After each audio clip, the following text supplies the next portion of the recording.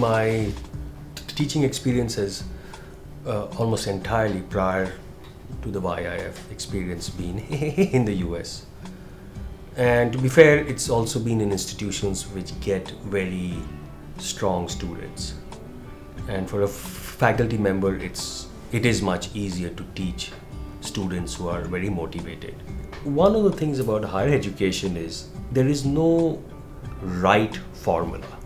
I think that has at least been my experience. I think this type of university, this type of education is for a particular type of student who doesn't like to be straitjacketed, right? Who is still wandering and curious about the world to learn about what is it they really want to be.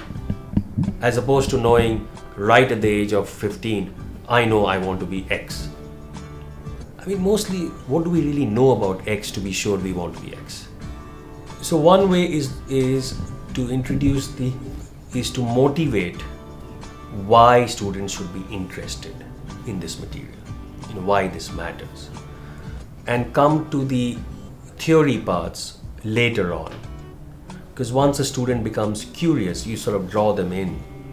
Then if you start with a theory, they find it often very abstract, especially those who've never had any prior exposure to that type of material. The idea is not that the teacher talks down to a student. The teacher is not there to say, this is the received wisdom, I am the wise person, take it like from me, and that's it. The idea is, above all, is to motivate the student and to get them to begin to think, how does one ask the right questions? If they know how to frame a question, they will be able to find the answer. But it is surprisingly hard to know what is the right question to ask, what is the more important question to ask. And I think the liberal arts education, because they recognize it teaches you more how to think, it's not about what dates in history matter, it's about what in history matters.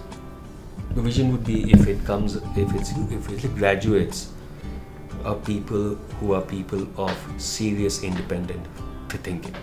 I mean, above all, people who question the status quo, who know how to ask the right questions and are not afraid of asking those questions. If that is a product of Ashoka University, I think Ashoka University would have succeeded in its mission.